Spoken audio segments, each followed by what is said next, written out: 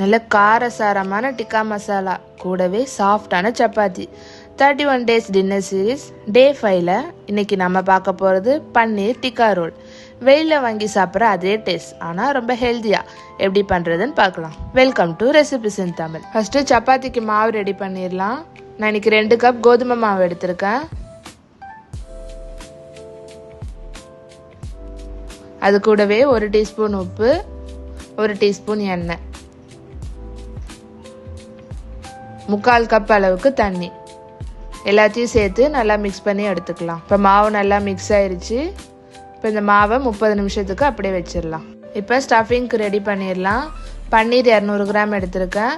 அது கூடவே தயிர் 1/2 கப், மிளகாத்தூள் தனியாத்தூள் 1 டீஸ்பூன், ஜீரகத்தூள் கரம் மசாலா 1 டீஸ்பூன், மஞ்சள் தூள் 1/2 டீஸ்பூன், கஸ்தூரி மேத்தி 1 டீஸ்பூன், பாதி லெமன் அதையும் பிழிஞ்சு நல்லா கலந்து எடுத்துக்கலாம்.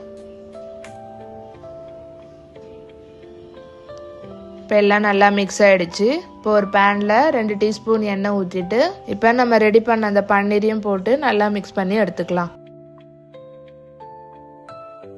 இப்போ மசாலா நல்லா வெந்துருச்சு. இந்த டைமில் குடமிளகா, வெங்காயம், தக்காளி எல்லாத்தையும் நீட்டாக வெட்டியிருக்கு. அதையும் சேர்த்து வதக்கிக்கலாம். 2 நிமிஷம் வேக வச்சா போதும். அப்போ தான் ரோலில் சாப்பிட்றப்போ நல்லா கிரன்ச்சியாக நல்லாயிருக்கும். இப்போ நல்லா வெந்துடுச்சு. சப்பாத்தி நல்லா சாஃப்டாக வரணும்னா நல்லா ஹை ஃப்ளேமில் வச்சு சுட்டு எடுத்துக்கோங்க. சுட்டு எடுத்த உடனே நல்லா க்ளோஸ் பண்ணி வச்சுக்கோங்க. அப்போ தான் சப்பாத்தி நல்லா சாஃப்டாக இருக்கும். இப்போ சப்பாத்தி மேலே நம்ம ரெடி பண்ண அந்த பன்னீர் ஸ்டஃபிங்கும் வச்சு இந்த வீடியோவில் காட்டுற மாதிரி ரோல் பண்ணி எடுத்துட்டோம்னா நம்ம பன்னீர் டிக்கா ரோல் ரெடி. பார்க்கவே நல்ல காரமாக சூப்பராக இருக்கும். நீங்களும் ட்ரை பண்ணிவிட்டு எப்படி வந்துச்சுன்னு கமெண்ட் பண்ணுங்கள். இந்த வீடியோ பிடிச்சிருந்தா லைக் பண்ணுங்கள்.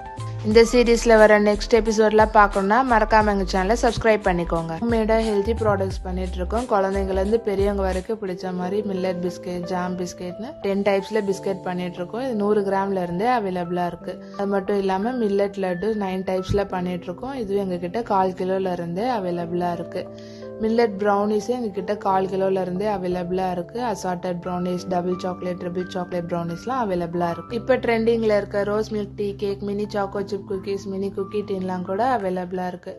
உங்களுக்கும் வேணும்னு நினச்சிங்கன்னா ஸ்க்ரீனில் தெரிகிற நம்பருக்கு கால் ஆர் வாட்ஸ்அப் பண்ணுங்கள்.